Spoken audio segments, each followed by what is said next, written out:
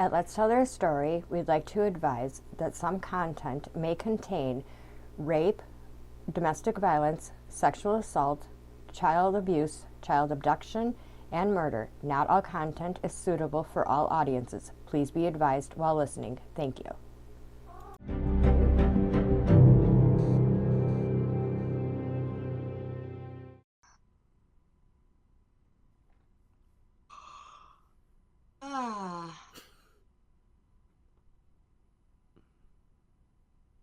How did you get down here? I shut the door so she couldn't get down here. And I brought Pearl's bone down so she'd behave, but nope. There's no Pearl, but there's still a bone. Your brother got her a half leg. Okay. Yeah. It's huge. It's that big. And it's probably that round. I'm guessing she really likes it. Are we recording it? Oh, okay. Why you're giggling? You didn't give me a heads up. Recording. Nope. This is why I prefer doing this on Monday mornings.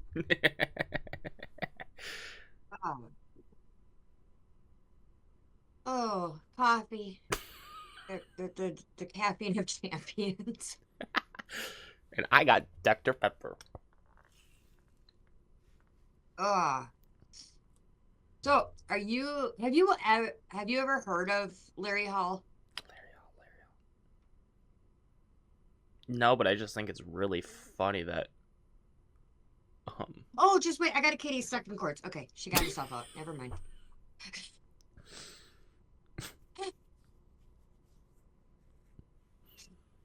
Okay, you think it's really funny what? that we were just talking about me being down in Whitehall yesterday. Oh, yeah. And the person's name is Larry Hall. Oh, haha, that is funny. All right. So, do you want to know about Larry Hall? Mm-hmm. You probably don't, but so he was born December 11th, 1962.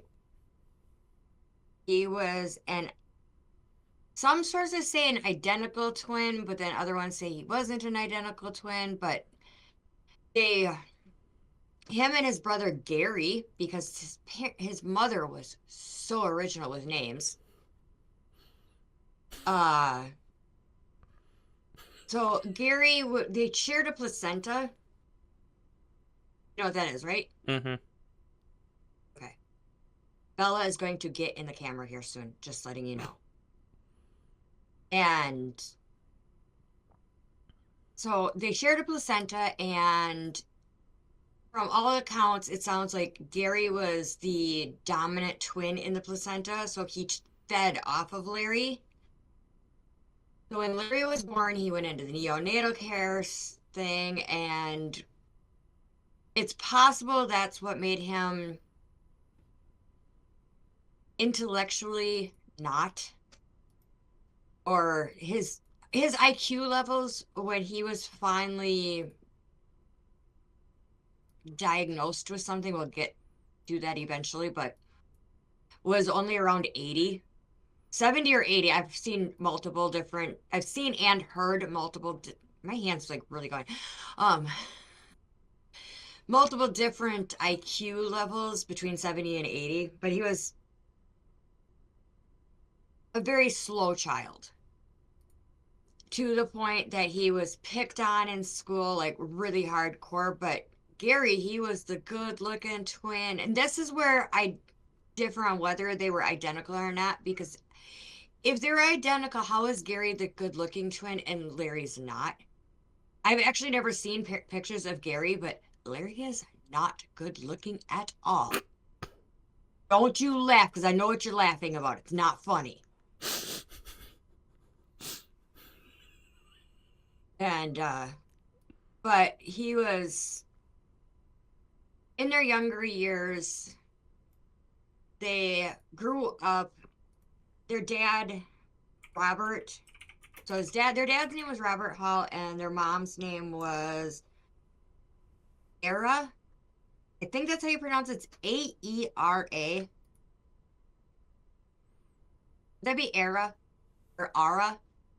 Don't ask me. There's when people name their kids and it's a weird spell. Like yesterday, I had a kid named Alfredo. I'm pretty sure you've given me names that you and Chloe have picked out, and those are ridiculous names. At least we haven't thought about. Just say. At least we didn't think to name the kid Alfredo. I feel bad for that kid. His name is legitly Alfredo. Okay. All right, so I'm gonna call her Era because that just sounds like right. She was a homemaker, so she stayed at home, and you would think early 60s, a woman like that, just from any movie we've ever seen or anything like that, you get a impression of what a 1960s homemaker should be. Any idea? No, I'm just showing what Larry Hall looks like. Oh, okay. That's what I was doing. Anyway, so okay, so when you get an idea of a 1960s homemaker, my idea is baking bread, very clean cut dresses, just an all around put together woman. Ara was not that kind of woman. She was a lazy woman. Like, their house was disgusting. And their dad was a gravedigger, and they lived in the house attached to the cemetery because it was the gravedigger's quote unquote house. And there was a word I was looking for, and it slipped my mind. I don't. And, huh? So when you're talking about grave digger, you're talking about like one that actually buries bodies, right? Yeah. Like one that actually, no, he literally dug the graves. He dug the graves, he buried the bodies. He was also he was the one that, like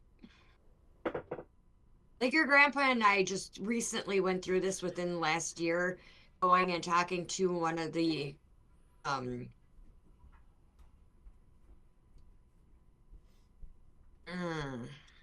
the gravedigger, but what?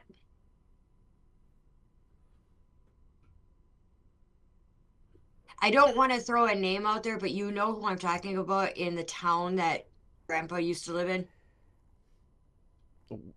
Sear. It's called Sears. Starts with an S. Yeah. Sorry. I know. You know what I'm talking about. Me and her were in the same class. Oh, yeah, all three of you guys were. Yeah. All three of you guys were in the same classes with them. Yeah, so I know exactly what you're talking about. Yeah, okay. So anyway, her dad, Grandpa and I just had a meeting with him, and so this Robert Hall was the Wabash Falls Cemetery, because, okay, I screwed up there. And I know. Yeah, it starts at 9. And goes until 3 tomorrow p.m. We have a winter advisory. oh, ours is coming. Yeah, what are you still going? And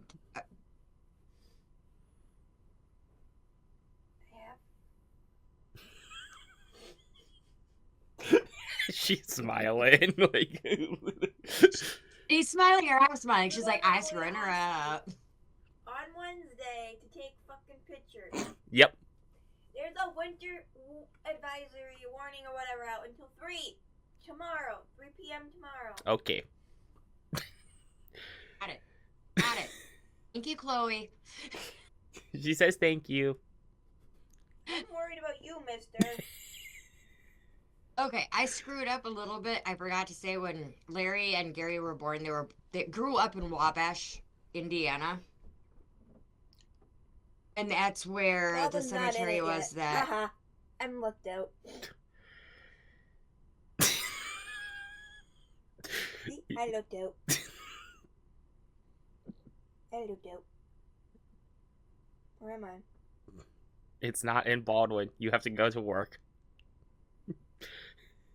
It's like right below work. It's like through where my I know. father. No, the best part is it's right through where my father lives. I know, but I'm telling you, it's not through work yet. Okay.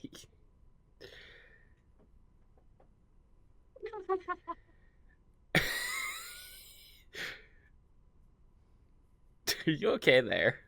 It's heavy wind, Chloe's heavy hand is like, snow and strong winds. I late can see Tuesday her evening into elbow. Wednesday. yep. It's coming from Minnesota. Yeah, I know. Rain will quickly change to snow from west central Minnesota to south central Minnesota this evening into tonight. They suggest wind from the north and become strong with gusts between 45 to 55 It's actually a pretty fast wind. miles per hour, yes. Okay. So I'm telling you, are you sure you Yes. wanna... Ossie's not in it, Yes, I know. but you still want to go. I have to go. I have to pick some things up in Aussie. What? You A gotta- new trigger. Because I totally forgot to pick up a trigger yesterday. Weren't you there? No. I'm pretty sure I just got my mother very confused when I said trigger. I'm thinking you're probably thinking a camera trigger. Mm-hmm. But no, I'm telling you. And I'll I be don't fine. know about work tonight. I'll be fine. I have to go to work tonight. Pretty much, it's just me and Ty there tonight. Nobody else. So even if you do half a day, they'll be fine because of the weather. More than likely, Ty will kick me back home. Dude, it's supposed to start at 9. I know. Ty says if the weather gets too bad, she's going to tell me to go home. So 12 hours from now, Ty will probably go, fuck you, go home. Good night. Because of the weather. Before it even starts. You know that, right? Okay. You gonna go get ready for work? I don't want to. Go get ready for work. I'm just happy I don't work tomorrow because that's supposed to be the worst day. Okay. Graveyard. Gone yet? Grave digger. Please keep most of that in. This is all Monday. Today's Tuesday. I was. Where was I Monday? So? I left the house at 5. So? You're in a Whitehall. Even I know that. On Tuesdays. I mean Mondays. Where did you go? My rules are your guys' rules.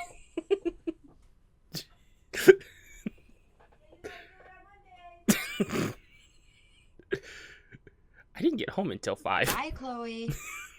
Bye, Chloe. Okay, you're talking. Okay, where was I at? Something about they were Grave born. diggers. And what they. Okay, so what he was is he was the guy that would set up your.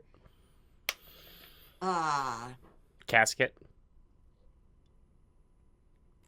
Did you say basket? I called it casket. I said casket. Maybe I should have cleaned my ears up before I put my headphones on.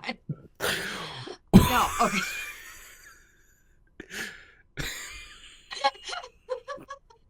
I said casket.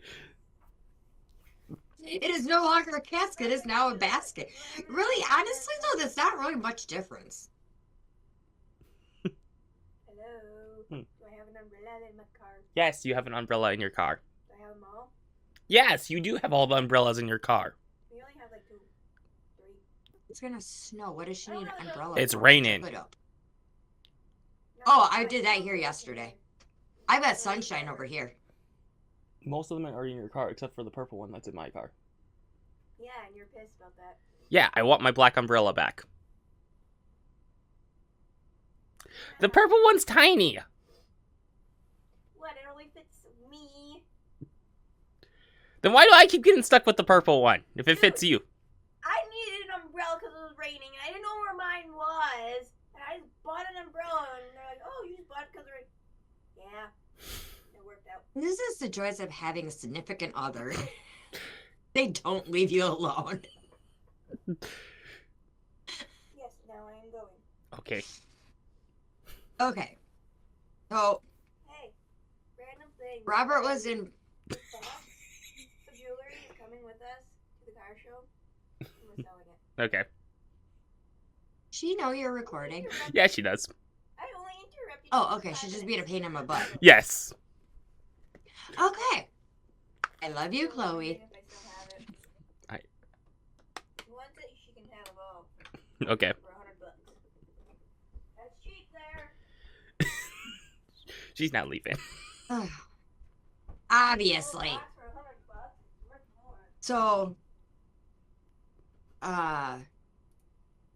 Robert was the guy that would set up with, because Wabash wasn't really that big. It's probably somewhere in between the town you live in and the town I live, somewhere in between there.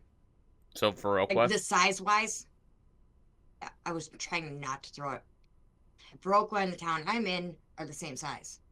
Oh, yeah, they think are. Mine actually has like maybe 500 or more people. Oh, yeah. I'm trying not to, The place that you and Grandpa, that town. Yeah. That might make, a little bit bigger than that, but not much. because the town I live in You is got like what? less than You 500. got like what? I was gonna say like maybe 30, but It's like 357.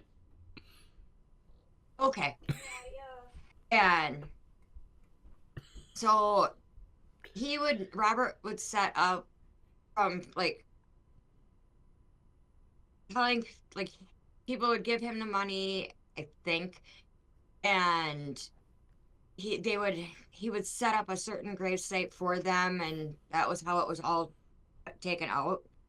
And Aria was a woman that never cleaned. Their house was filthy. Very seldom moved from the couch. Like, from all the things I've heard, there was like, she may have like absorbed into the couch and she couldn't actually get up, kind of thing.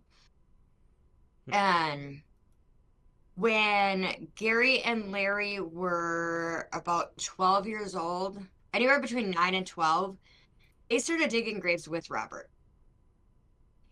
And at some point, Larry decided to, well, he started stealing from the graves. He would take rings and like gold rings, gold chains, silver, whatnot, like off of the bodies that were in the baskets. Yeah, I couldn't resist. No, out of the caskets, and pawn them off. And not just that, but like their dad made pretty good money because these kids had 4-wheelers and like the newest of the newest toys, which was pretty good for the 1960s.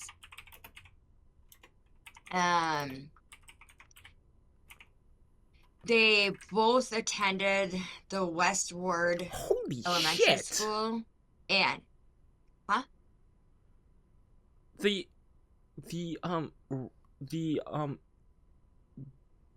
per hour for a gravedigger for Wisconsin is $18 to $48. wow. Now, what was that back in the 1960s, though? That's current. what was 1960s. I'm going to say $9 to $12.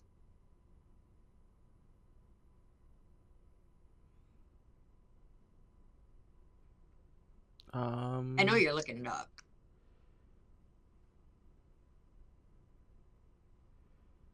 It does not actually.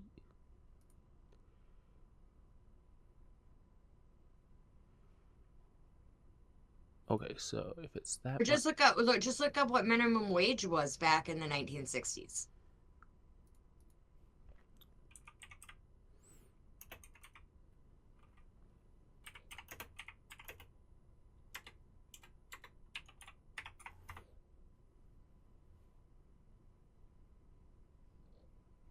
Okay, so it was a dollar. $1? Yep. Okay, so Oh yeah. wait. So he probably was making anywhere from $9 to $12. Yeah, and no. Inflation. Can I?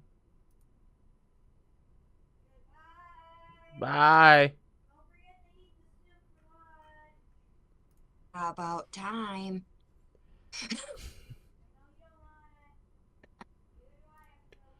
Okay, so I'm going to put down. So it said average is $35. I'm in the wrong business. Holy, it was about $4 an hour for him. Oh, that's that's what 3 times the minimum wage. So yeah, Yeah. that's time. We haven't come very far with minimum wage, then, have we? No. Wow. Because what minimum wage right now in Wisconsin is $7.25, or is it up to $9.50? I know it's one of the two. I know it was $7.25 for the longest time. So minimum wage. So federal is $7.25. Okay. Wisconsin. I think Wisconsin is the same as. Still probably to be there because we're back row. We're behind the. Yeah. So yeah, it's.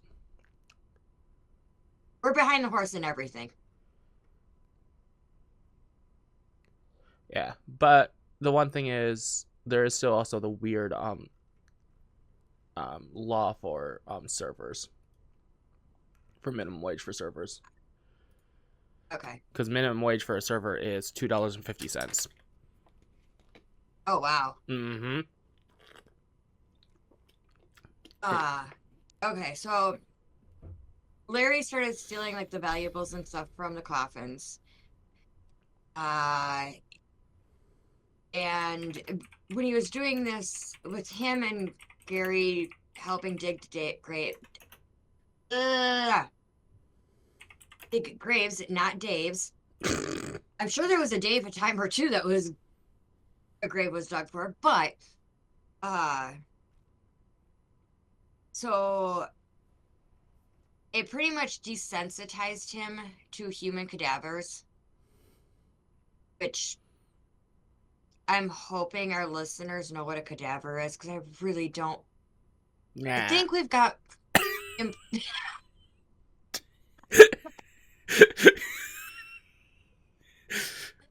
I'm pretty sure most people know what cadavers are. Oh. Okay. Well, eventually, Robert ended up losing his job after 40 years of doing this, because his alcoholism finally caught up with him, and he was putting cadavers in the wrong graves.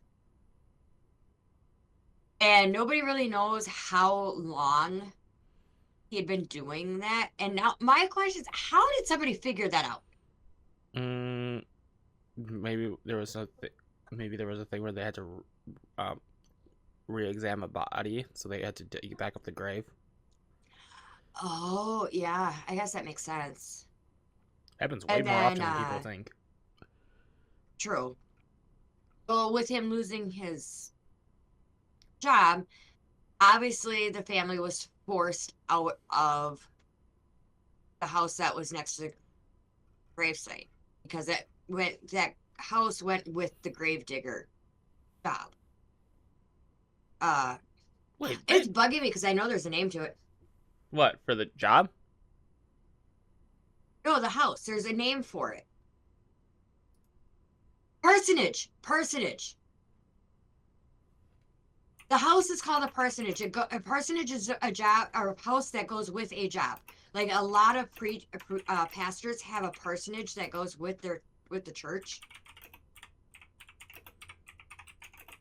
Anyway, so where am I at? And this was like Gary had already been out of the house, so they ended up moving out of the home that Gary and Larry grew up in, and they ended up going and living in a one-room shack where Larry's bedroom was more or less a mattress in the corner of the living room that when they had company, basically got put up against the wall. That's when you want a futon. Those may not have existed back then. Well, they might have, because by this time he would have been in the 80s. Futons have been around. 1980s. Futons have been around since the 1500s. I haven't been called futons the whole time. Yeah, they have Japanese futons.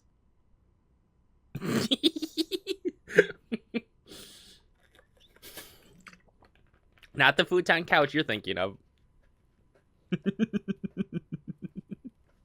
Yes.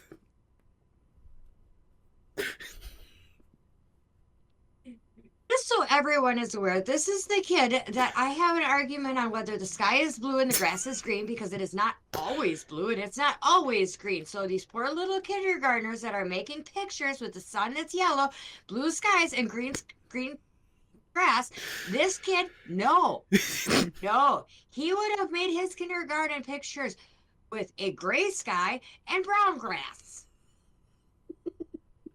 Okay, I got that out. Okay, good. But I did forget to mention that when Larry and Gary were 15, they did get into some trouble because they both got arrested for breaking windows of a downtown storefront. And Expensive windows. Oh, it gets better. The officers that arrested them said that they were harder to crack than most hardened criminals at the time. Yeah. And after high school, Larry got a job as a janitor, and that's when he started to take part in Civil War reenactments and that around the country.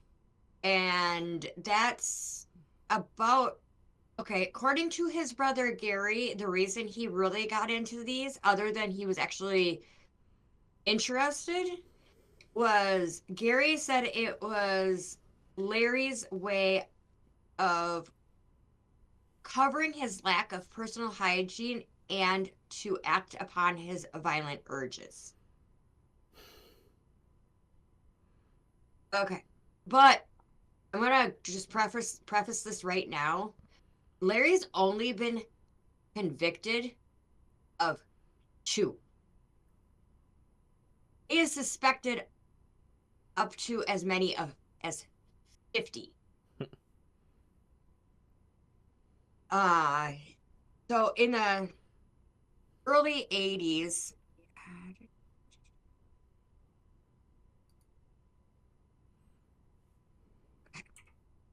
when he started going in these reenactment things, I am going to give off alleged victims. I am literally going to basically read this almost word for word off of the Wikipedia page because there's just no other way to do it.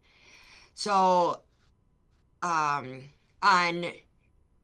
June 28th, 1982, 19-year-old Naomi Lee Kidder left Buffalo, Wyoming with a bunch of friends, and they were en route to Rawlins, Wyoming. They stayed at the Travel Lodge Hotel until June 29th, 1982.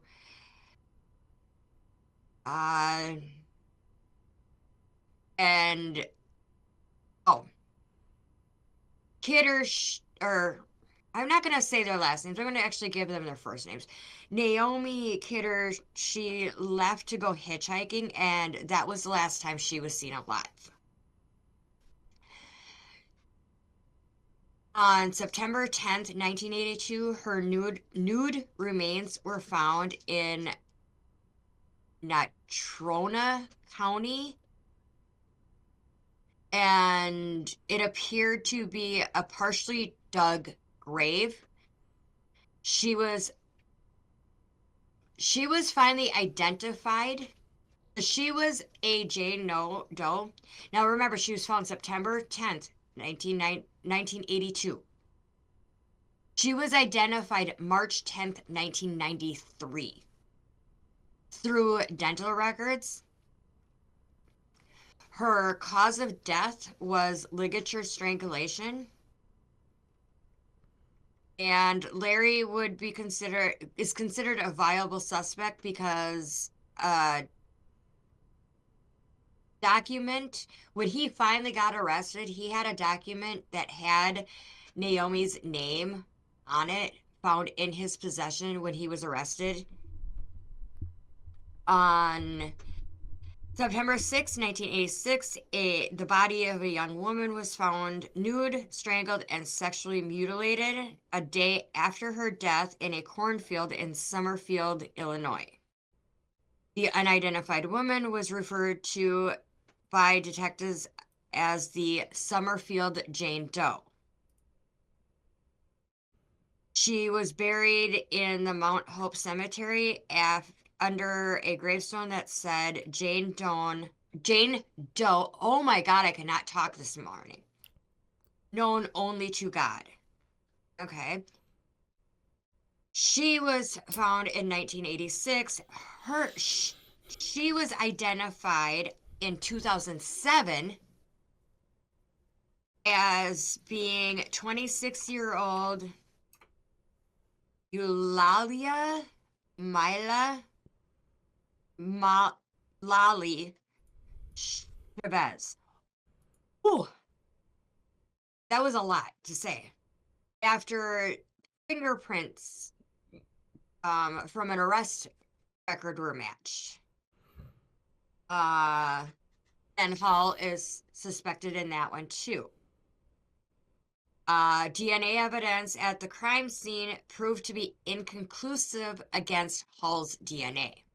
So, did he do it? Did he do it? We can't tell for sure. Now we're getting into where I don't like talking about, but Linda Lynn Weldy, age 10.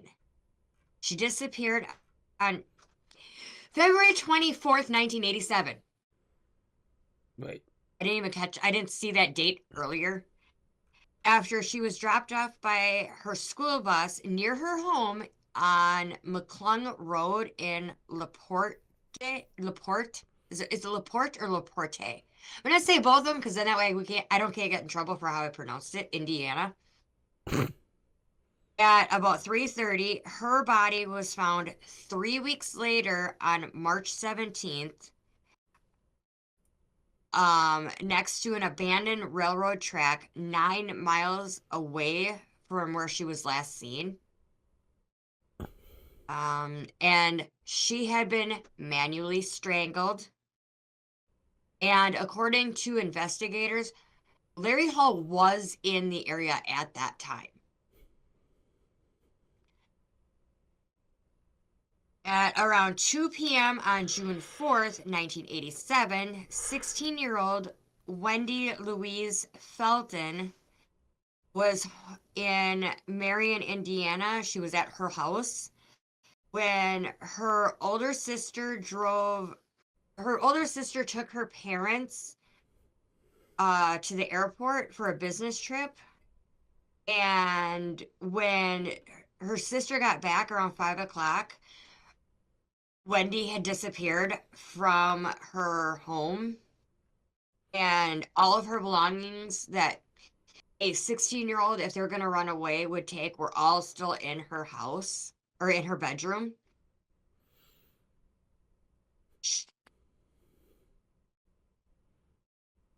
They lived about 25 minutes away from Wabash. And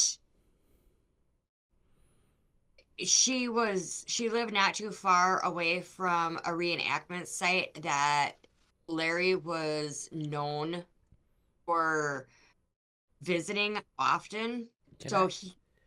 But detectives, they had ruled Larry out as a suspect.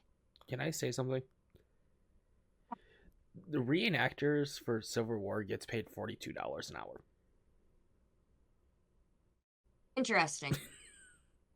It's like Interesting. he was making good money as just an actor, as a reenactor.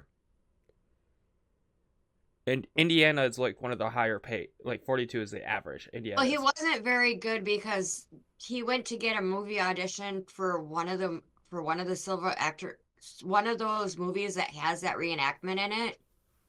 He took his brother Gary with him for moral support. And Gary got the part. And it wasn't even Gary's thing. Okay, where was I? On September 2nd, 1988, in Chester, Illinois, 19-year-old Paulette Sue Webster was last seen walking home from a friend's house.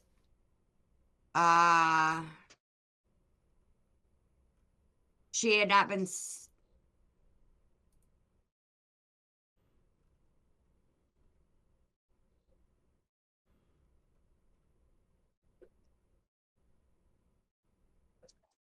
Oh, okay. I had to skim over my notes. The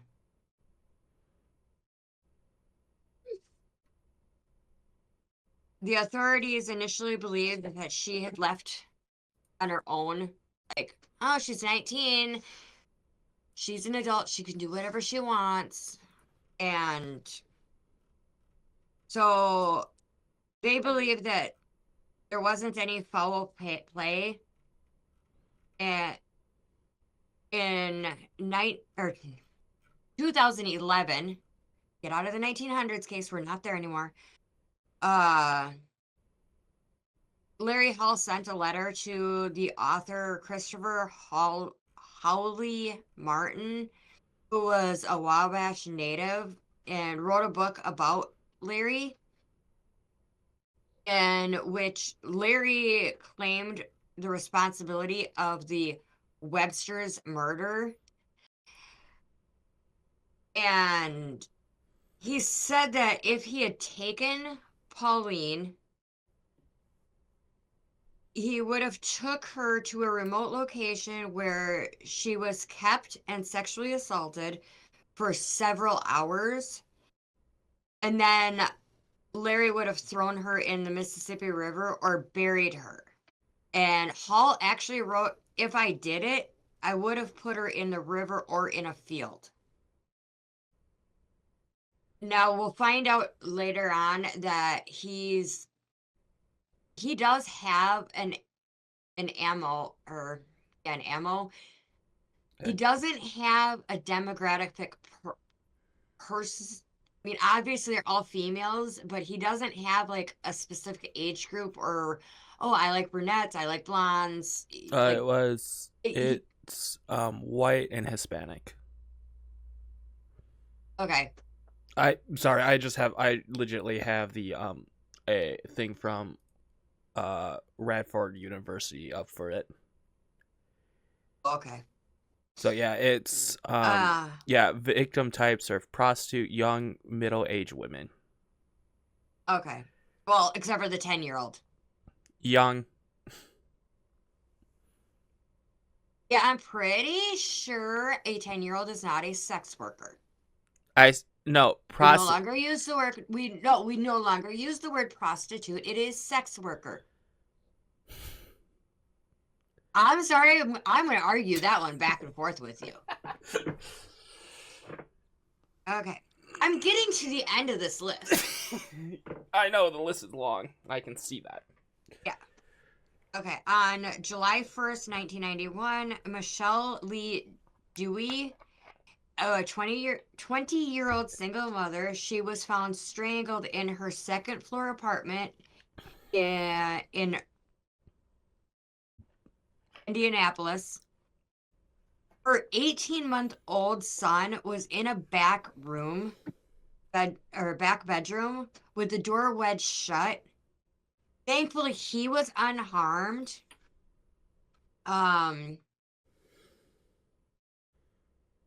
Larry's twin brother Gary claimed that Larry confessed to Gary about that killing.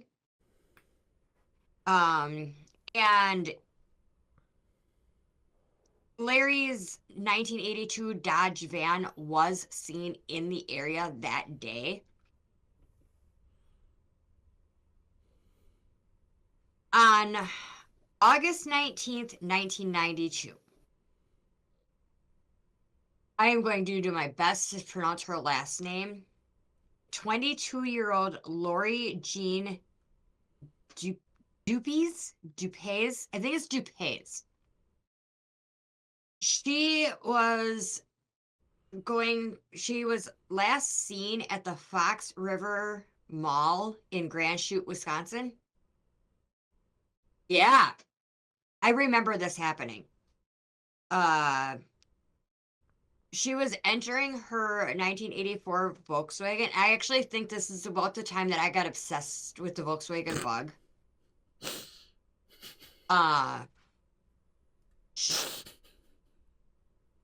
She had gone from the mall because that was the last place she was seen.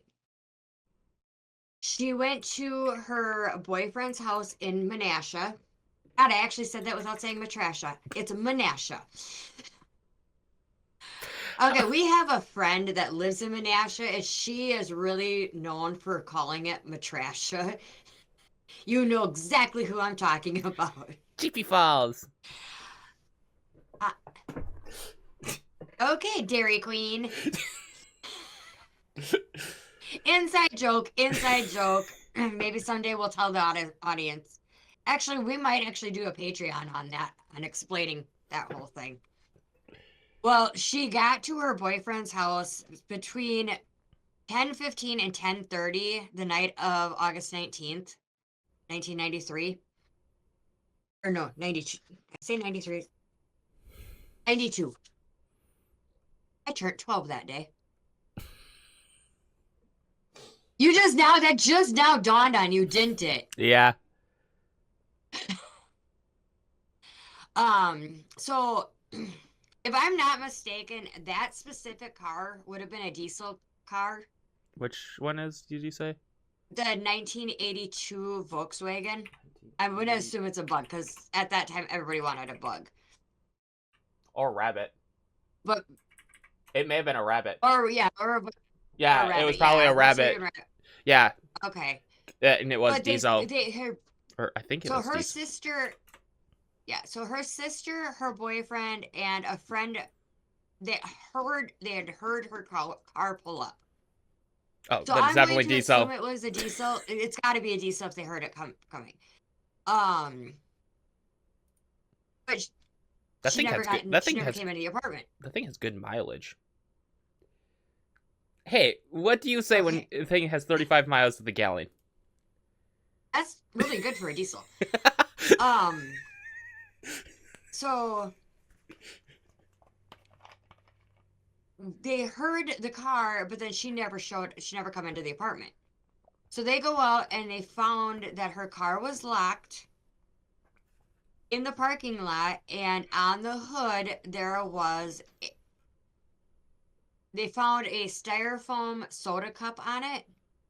And that's why I remember this one so detail because all the news made a huge deal about that styrofoam cup, thinking that whoever took her might have taken the cup and like she had it in her hand and they took it and put it down. So they were probably thinking they were going to get fingerprints off of it It because definitely, they made it definitely was a rabbit because Volkswagen Beetle could not put something on its hood.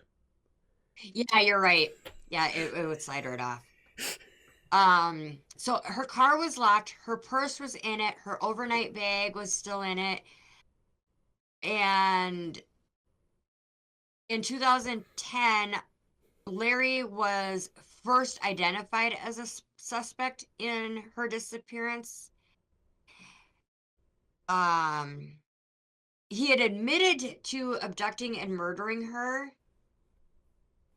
but when investigators searched where Hall said he buried her, they were unable to locate her body or any other tangible.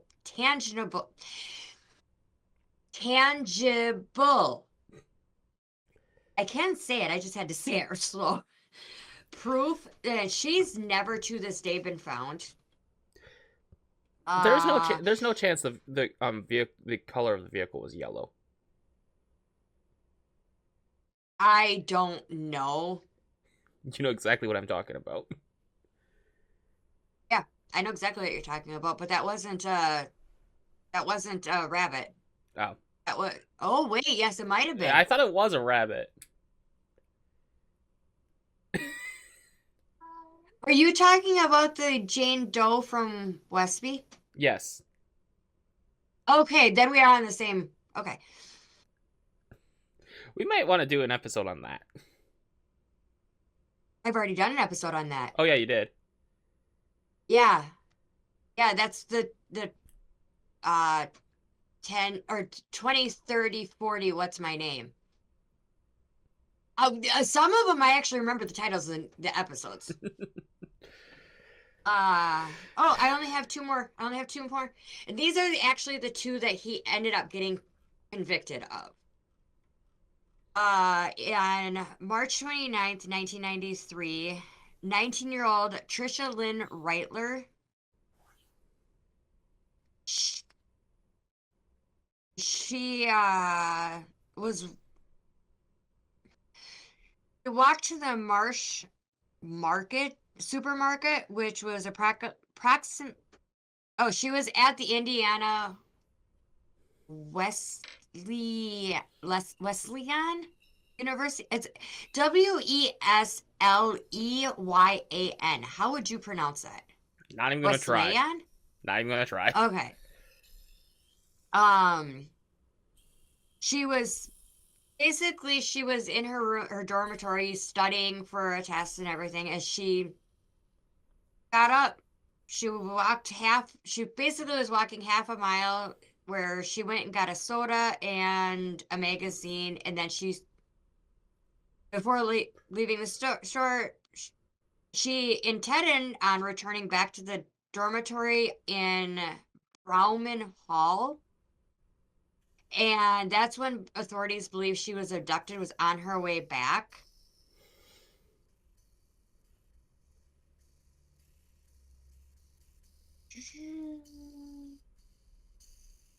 Now I'm going to read the last of this. Authorities believe she was abducted during her return journey between the store and the university close to Siebold Pool and Center Elementary School. Reitler's bloodstained pants, shirt, and shoes were found in a field. Investigators found maps, ether, photos, and newspaper articles concerning Reitler's inside Larry Hall's vehicle. Additionally, there were handwritten messages that described Hall stalking women outside a grocery store where Reitler was last seen. Hall eventually withdrew his confession, so he confesses to these murders. And then the next day, no, I was telling you about my dream. That was his thing. He would confess, And then he recant by saying that he was telling the investigators and detectives about his dreams. The one that got him caught was September 23rd, 1993, when 15-year-old Jessica Lynn Roach went missing at 3:30 p.m. riding her bicycle near her home in Georgetown, Illinois. Wait, she was riding her bike at what time? 3:30 p.m. So Oh. basically, she'd just gotten home from school and she was out riding I thought her you said bike. AM for a second, and that's why I'm like, what? No, p.m. Post morning. Did you know that's what p.m. stood for? I think I did actually. Okay.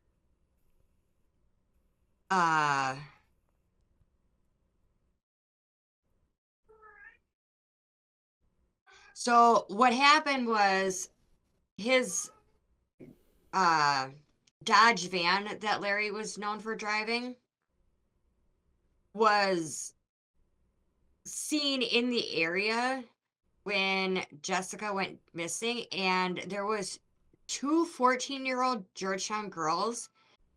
They had reported to the police they had been followed by a man in this van. These girls were smart. They got the license plate, but they could only remember part of it. So the police, they did their little thing.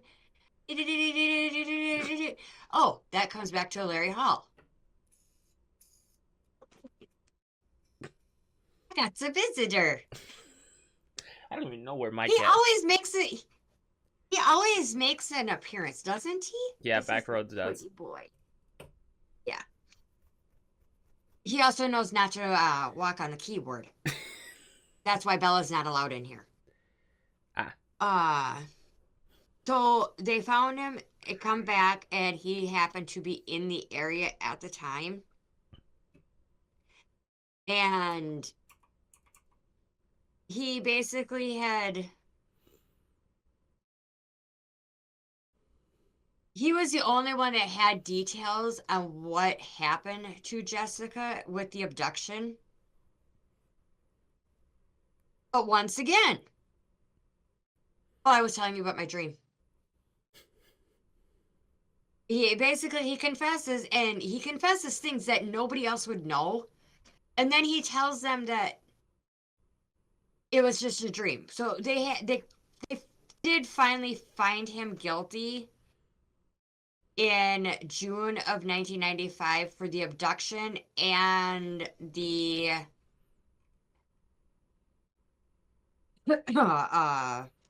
murder of Jessica Roach. And they were able to do that, and at the time they were actually able to link him to Trisha Reitlers. But the rest of them, he's just suspected in the rest of them, but there's high suspicion that he's involved with that. So after he gets sentenced, basically he got sentenced to life. Without because parole. Wisconsin does not have. We don't have death row in Wisconsin. No, and he's not in Wisconsin. He is. Yes, he is. Nope. He actually this. Oh no, never mind. I had him mixed up with last week. Christopher Scarver. Yes. 'Cause Wow. Because he's in the Bruno Psychology Institute in North Carolina right now. Oh, thank you. See, I do my research, and what I don't do, Quentin does. Oh no, I'm still looking at that document I told you about. Oh, okay. So they're trying. So once he's sentenced and put in prison, he had only been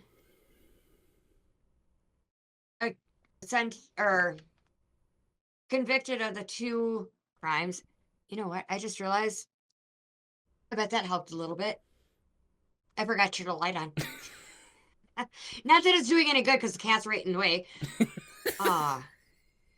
Back roads. Down. How did you see him? There's shadows. Oh. Okay.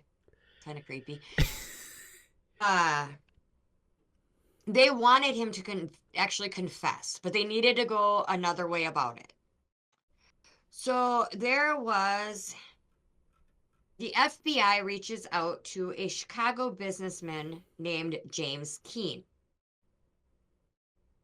James Keene was serving a 10-year sentence for drug conspiracy charges.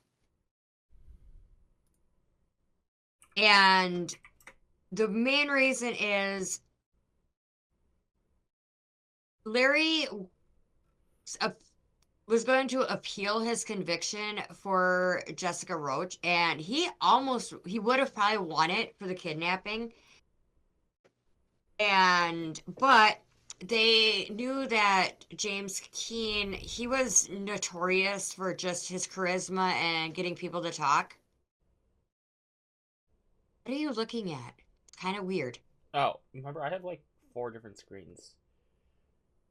Oh. So I'm just looking at And something. I only have 2.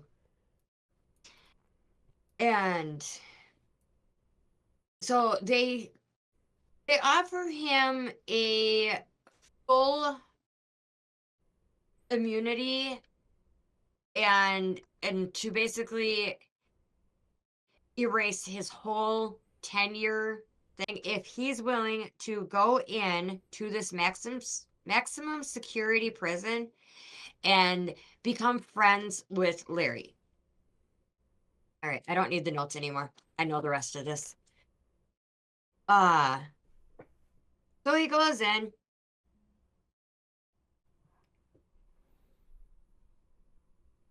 He makes friends with Larry.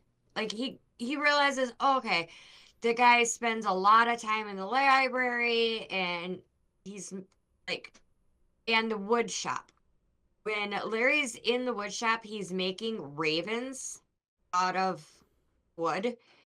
And Jimmy Keene, I forgot his name already. He makes friends with him and whatnot.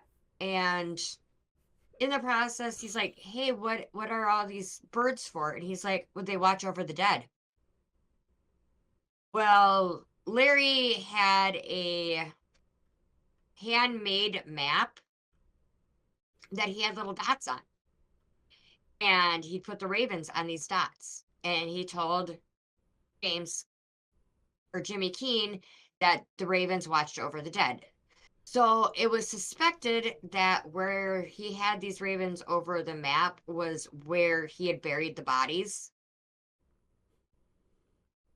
Well, eventually, Larry kind of sort of confesses to Keene, but doesn't. And with Keene being part of the FBI, and he wants out. He makes the friends with Larry, finds out about this map, and he calls the FBI and leaves a message. Thinking, okay, I left my message. I'm good. I'm going to be out of here. He goes back and he gets right in Larry's face. You sick MF. How dare you do this? Like, just railroads him. Keenan finds himself in solitary confinement for about 2 weeks. The FBI didn't get his message right away. They didn't get the message till about 2 to 3 weeks later. By then, Hall had been confronted by Keene. FBI finally gets Keene out. He gets his full commuted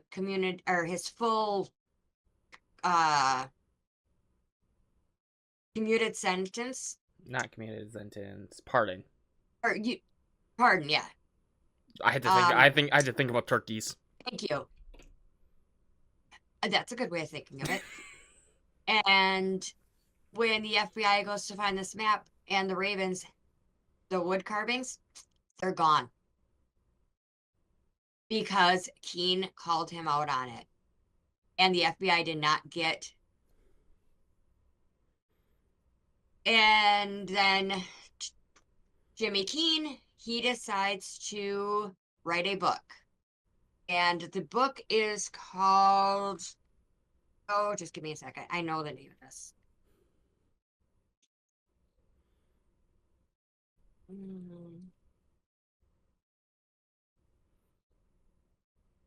Of course, the one piece of paper I want is stuck.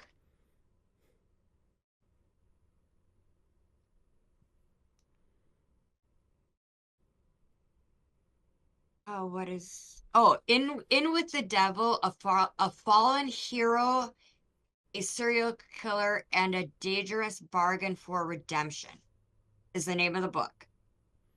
There was also a movie made out of this Blackbird. whole scenario. Yep, that would be the movie. I have never seen it, but there's a lot of stuff in it from what I've been doing the research on. There's a lot of stuff that is left out of the movie. Like the whole part about Keene. The movie is based off of Keene's point of view, not off of Larry Hall's. So like Hall's younger years and the kind of the environment he grew up in, from what I'm understanding, really aren't shown. And then there's also parts of the way he confronted Larry. The way he confronted him and the way that the movie shows are two different ways. But like you just said, he is now got life imprisonment without patrol. Without parole.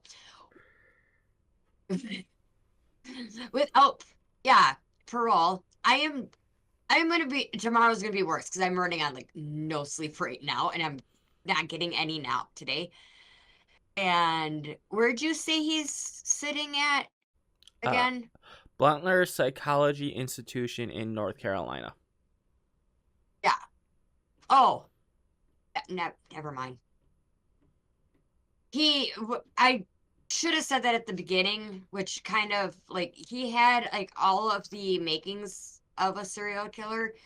The bedwetting, the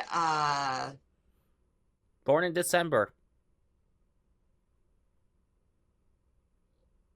if you would, I never put that together.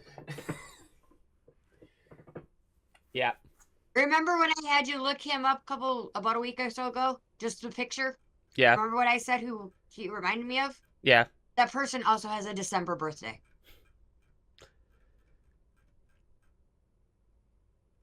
Yeah. It's just a lot of serial killers are also born in December. Yeah, you know what? You're right. September and April, or December and April. Those are the two big ones. Yeah, I know. I realized what I said after I said it. But yeah. JJ and Xander? And not just the bedwetting, but even Gary said that he knew something was wrong with Larry when they were kids because he woke up a couple different times where Larry was like standing over top of him like with a mallet or a stick or something that's going to start beating Gary's head in with it. But that is the story of Larry Dwayne Hall. Because all serial killers, or 97% of them, have 3 names. What you got for me this week, Quentin? The first thing I got is the states where all the killings occurred. It's in a very weird order, by the way. Pennsylvania, Virginia, Maryland, West Virginia, Kentucky, Tennessee, Illinois, Indiana, Ohio, Michigan, Missouri, Wisconsin, Georgia, and Alabama. If you look on the map, it does a really weird little loopy thing. Oh, okay. And what I don't have a map in front of me. That's what I was looking at. Yeah, I don't have a map in front of me. I have an atlas because when I was trying to get a map, because I wanted for the longest time is to get a map to put behind me so I could have done, like, I have red yarn and I have thumbtacks. And I wanted to put, like, okay, I've done it here and then string it across. And yeah, that was my, but I couldn't get a map. And I'm not taking the road atlas and putting the map together for the United States. Just not happening. I'm gonna totally mess up this town's name. So we're going to go into the deep into a haunted forest of Connecticut to explore the legend of Doodleytown, often referred to the village of the dam. It's Dudleytown. Dudleytown. I'm pretty sure it's Dudleytown. Okay, just give me 1 second. I'm gonna just do something.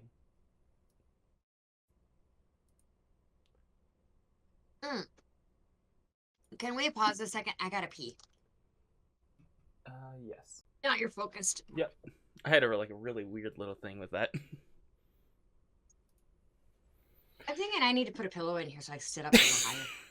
Or you can just do this. My chair's all the way down. It is all the way up. Oh, so And it is all the way up. Is mine up? I think. Yes. Oh, wait. No, mine's not all the way up.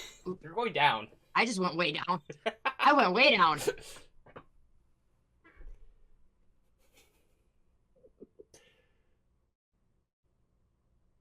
Wow.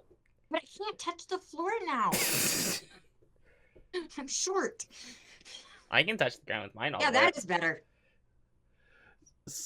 That is much better. So the village of the dam. A place so shrouded in darkness and mystery, it's been abandoned for over a century. Okay. And where visitors report strange whispers, shadowy figures, and overwhelming sense of dread. It's there. I have that every day I go to work. But it's asking if it is truly cursed, or is it a legend mixed with mythology and history, and twisted over time. So Ooh. where the town is nestled in a dense forest of Cornwall, Connecticut. Lies the remainers of the town. What is going on with behind you? Kitty. Okay. It's my fat man. It's my fat man. The settlement once He'll make another appearance. it was in the 18th century. It was thriving until the 18th century, until it became synonymous with tragedy and misfortune. Synonymous. That was a big word for you. Despite its name of I'm gonna keep calling it Doodleytown. It's Dudleytown. It's gonna bug me. Was never. You know what? For the people that live there. Oh, wait, you said it's abandoned. It's People abandoned. don't live It's there not, anymore. nobody's lived there since the 18th century. I'm not comfortable. Was actually never a town. It was Okay. It was a hamlet within the township of Cornwall. I can say Cornwall though. So, ha. That's because you've played the game Cornhole. And I'll still whoop anybody's butt at it. It's like Oh, shut up.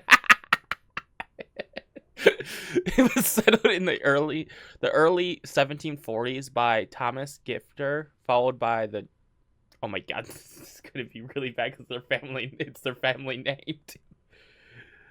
A Drury family. By the way, if you have that last name, why would you name your kid Gilligan? Gildian. Yes. Gildian. It's Gildeon, right? Nope. Gideon. Gideon. It'd be Gideon. Okay, that's even worse. I know. In 1747, and later by a Brazilian and Abby. Okay, I want to say Abigail, but that's totally wrong because there's no G in it. Abiel. Abel? I don't know. Abel. Nope, Abel. Yeah, it's Abel in the Bible. That's Abel. Oh. The name itself initially fueled the legend that because the family was influenced, like they were influenced family with ties to England. Oh yeah, this is in North England. That makes sense. But their I past. thought you said it was in Connecticut. New England, not North England. Yeah,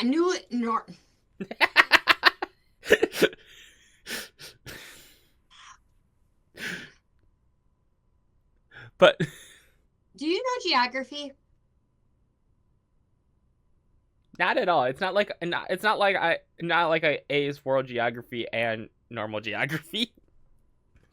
Obviously, because New England is like Connecticut, Maryland, Rhode Island, Maine, Kentucky. No.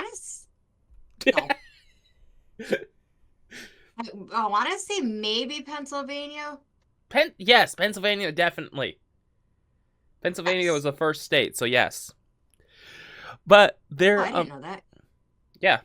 Wait, if you ever looked on how big Pennsylvania was supposed to actually be, it was supposed to go from one side of the country to the other. No, I never did, but here's the thing is the whole west side of the Mississippi was one full territory. Yeah. Before it was bought and then No, it's really weird. It was really weird with the Pennsylvania territory. Like, it was supposed to be, and then it didn't. Like. Okay. But their family actually was marked with a sinister history.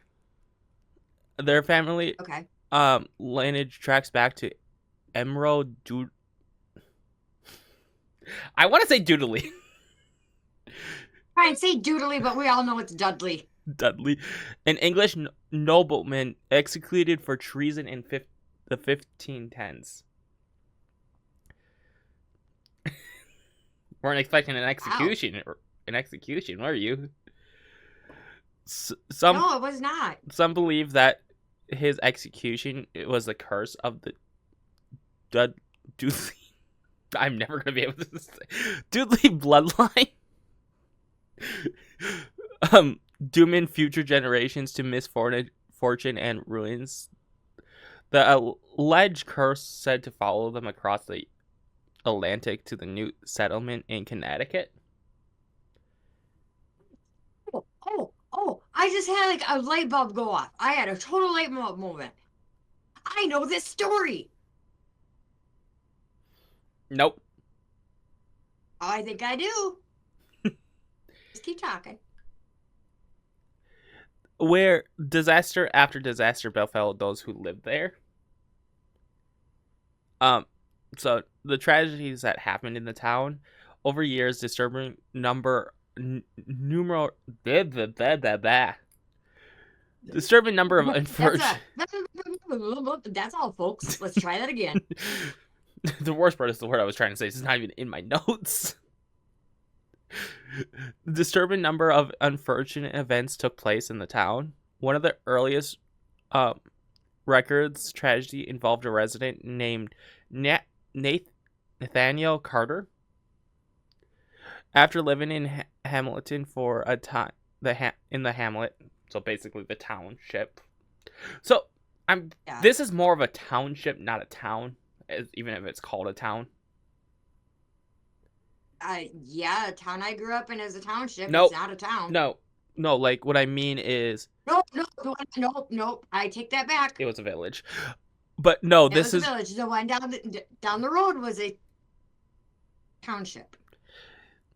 yeah, it's just really weird on like how it went. Carter decided to leave, move into his family in Brigham, New York. Wow, I should have known how to say that. But tragedy struck as soon as after his entire family was slaughtered in Native American raids. Their home burned to the ground. Some believe it was the first major sign of the so-called Doodley curse. I like It just sounds so much fun. It's so much funnier when you say doodly curse. after after another unsettling account that revolves around a General Herman Swift. By the way, I've never heard of him, but apparently he's a Revolutionary War hero who lived in the town. He wasn't a very good war hero because I've never heard of him either. With his wife Sarah. With or without the H? With the H. Okay, that makes it a little better. The couples enjoyed a peaceful life until one day Sarah was reportedly struck by lightning and killed instantly.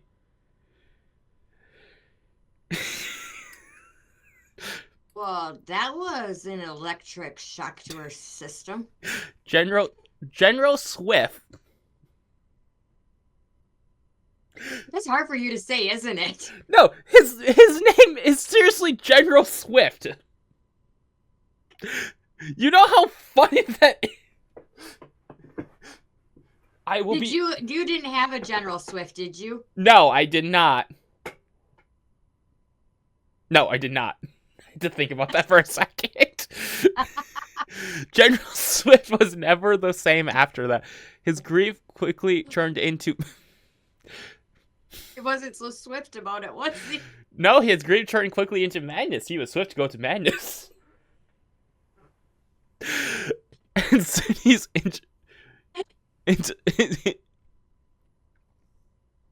my god. I'm going to be crying.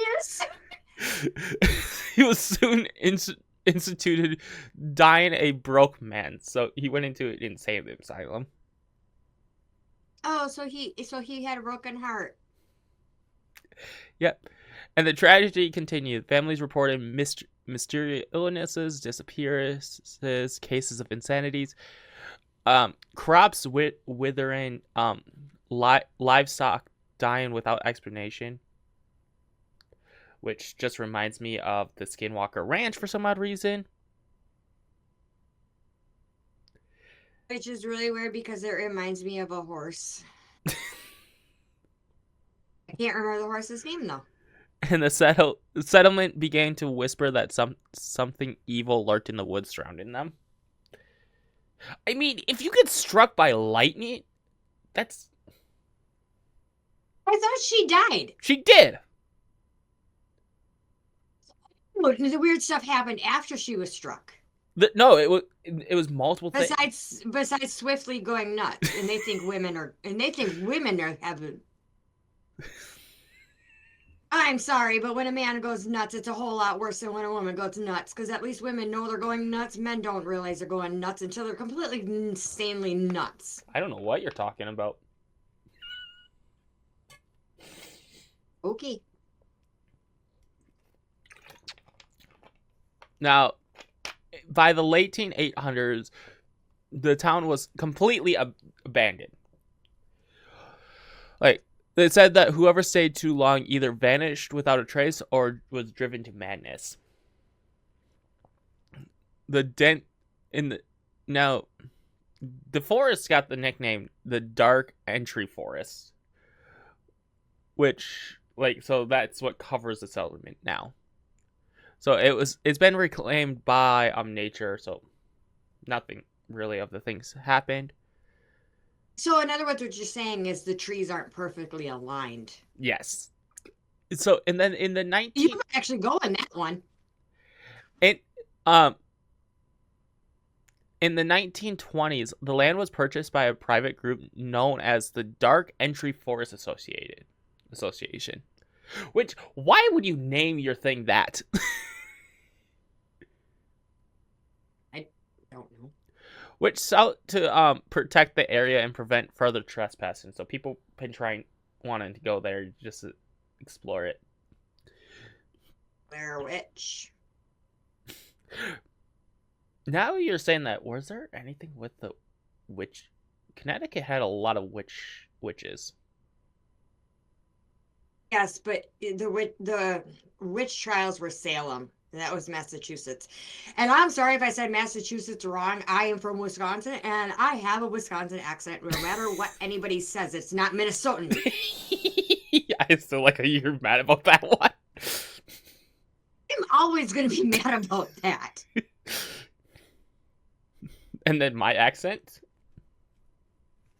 Oh, I'm waiting for it. I'm waiting for you to do it. Because I will call you out so damn quick you won't know what hit you. So now, the paranormal phenomena. Wow. It's sort of over my shirt. We should not record on Tuesdays, and we should not start at 8 o'clock in the morning. This is not a good. This one, we better get some views on this. Is all I gotta say.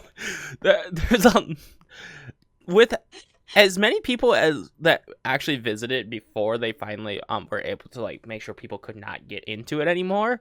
Was they described a chilling, silent, and unnatural stillness. So pretty much you didn't hear birds or anything like that when you were in there. That's creepy. So where even the birds refused to sing, which I just said. Some even reported hearing faint whispers and disembodied voices calling their names. Others have seen dark figures darting between the tree lines or fuddly feel. I have a question. I have a question. Yes. How do you know they're dismembered bodies that are disembodied voices? Basically, there's no body to the voice. Oh, so it's like a ghost. Yes. Okay, I totally misheard you, Ron. I know exactly how this description's going. One of the most felt a sudden overwhelming sense of despair. One of the most terrifying accounts for this happened in the 1990s. So I'm saying these guys tried to close this place in 1920.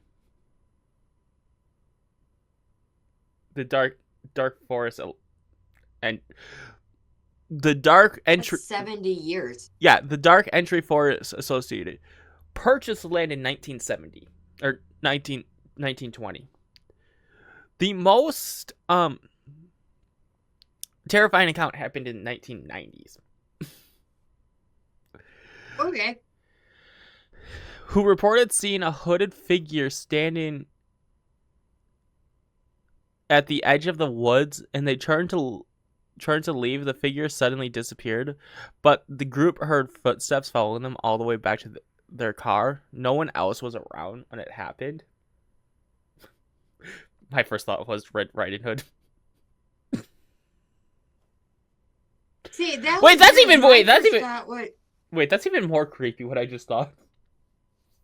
Yeah, that is a little more creepy. My first thought was the Jersey Devil.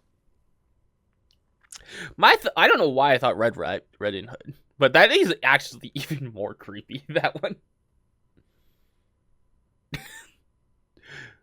Some believe the curse is not a simple old legend, but something very, very real, and the energy clings to the land itself, feeding off those who dare to trespass. Others argue the resorts may be a result of mass hallucination, overactive imagination, or even high levels of magnetic energy in the area that could cause paranoia and hallucination. Paranoia? Is that what you were trying to say? Yes. You said paranara. You did not say paranoia. I don't know what you said, but it was not paranoia. So So the town so do you think the town is cursed?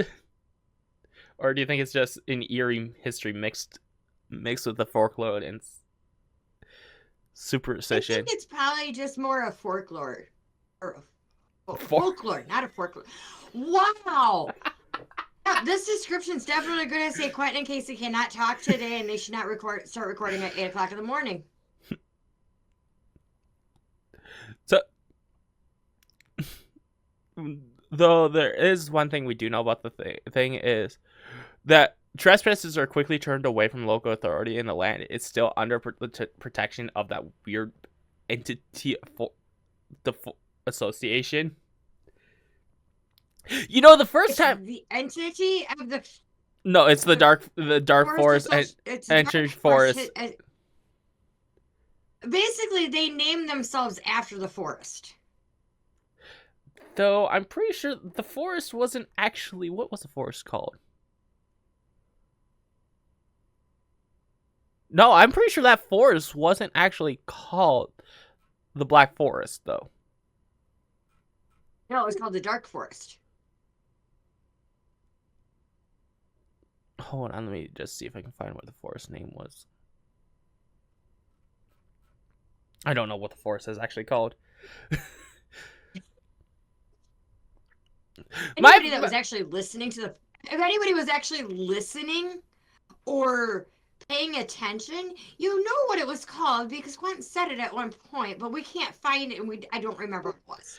But the thing is, the land is still protected by the association, and a lot of people are wondering if it is protected by land from the vandalism that's been happening there, or are they trying to keep something from escaping? Which my first thought was something I like to read is called the SCP Foundation, which is secure, contain, protect. And it's like a science fiction thing with like really bizarre. Oh, that sounds interesting. Bizarre stuff. And so whether if you believe the legend or curses, Doodly Town has been known as one of the most haunted places in United States, or is an ancient curse. Which is where New England is, not Upper England. Because Upper England is in Europe, which is not in the United States. Because the United States is in North America, because Quentin does not know geography. And that is why they say Marines use crayons. They're chewy.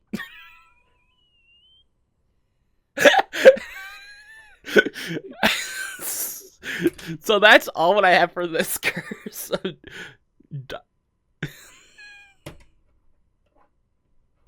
Douglas, I do not have to say the township's name.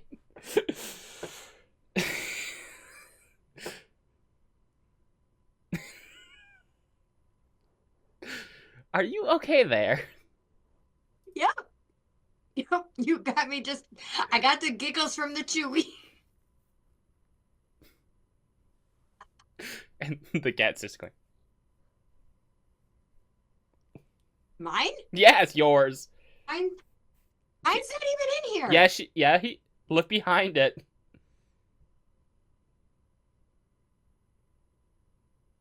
Please tell me there's an animal back there.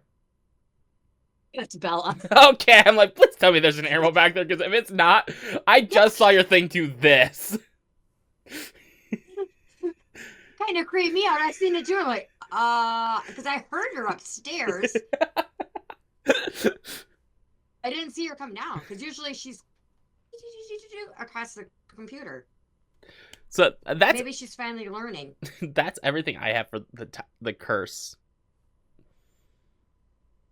Okay. This has been an episode. It has been. Yeah. You realize that we've been doing this for an hour and 42 minutes now. Yep. Yeah. Have fun editing. This is going to probably be one of the longer episodes too, isn't it? 'Cause I mean, it's not. I just saw your thing do this. I didn't see her come down because usually she's. I just saw your thing do this. This is gonna probably be one of the longer episodes too, isn't it? I think anytime I do a serial killer, it ends up being a little bit longer, especially if there's multiple victims. I'm still confused. Wow, I almost did not say victims. I almost said victors.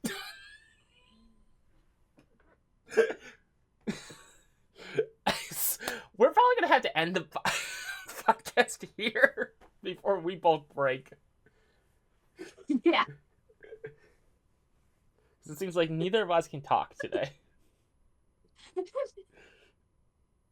No, we can't. We can't do this on Tuesdays anymore unless we just want to really throw.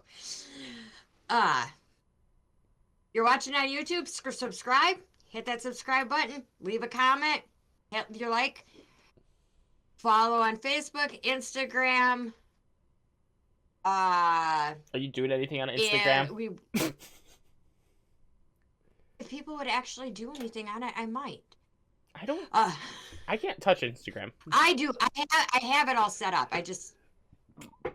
I'm still trying to figure out how to post on Instagram. Okay, I'm old. All right, give me a break. I'm old. Patreon is still is going to be in the description of YouTube and Spotify. Should be on all the other descriptions as long as it's in the Spotify one. I do not know.